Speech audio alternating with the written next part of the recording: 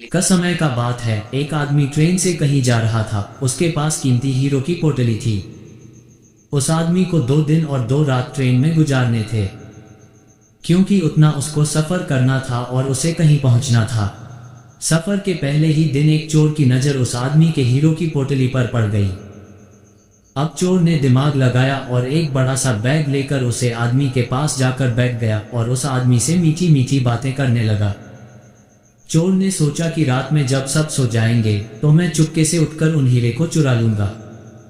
ये सोचकर चोर बड़ा ही खुश होने लगा।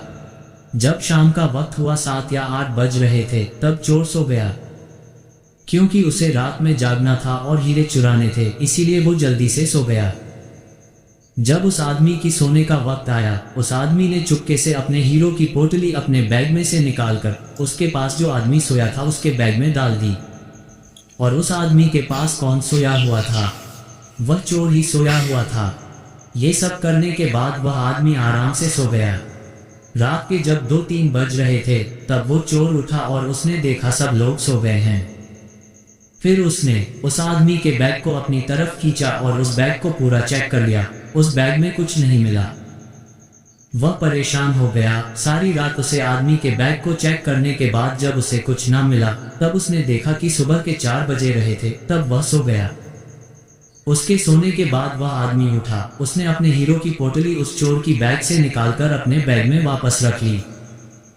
जब सुबह हुई और वो चोर सोकर उठा, उसने देखा कि हीरो की पोटली तो उस आदमी के पास ही है। उसे लगा कि मैं रात मैंने कुछ गड़बड़ की है, शायद उस आदमी के बैग को अच्छे से चेक नहीं किया। उसने फिर से प्लान बनाया कि इस रात बैग को अच्छे से चेक करना पड़ेगा। वह चोर फिर से शाम होती ही 7 बजे जल्दी से सो गया और उस आदमी ने फिर से अपने हीरो की पोटली को अपने बैग से निकालकर उस चोर के बैग में डाल दी। चोर रात में फिर से उठा, उस आदमी के बैग को खींचा, फिर से ढूंढने लगा, लेकिन हीरे नहीं मिले। वह परेशान होकर फिर से सो गया।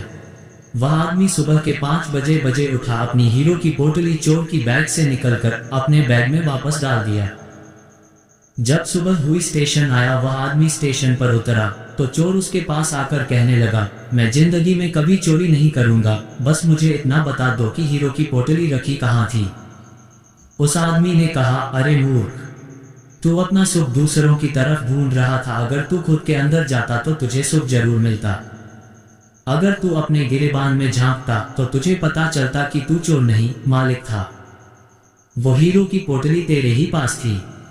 दोस्तों, इस कहानी से हमें बहुत बड़ी सीख मिलती है। हमेशा अपना सुख दूसरों की तरफ ढूंढते रहते हैं और बहुत से लोग हमारी जिंदगी में आते जाते रहते हैं। कोई हमें सुख देता है तो कोई हमें दुख देता है। बहुत से लोग ऐसे होते हैं जो अपनी खुशी दूसरों पर निर्भर कर देते हैं, जबकि अगर आप खुद के अंदर झांकोगे, अपने खुद के गिरेबान में झांकोगे, तो आपको किसी चीज की कमी महसूस नहीं होगी।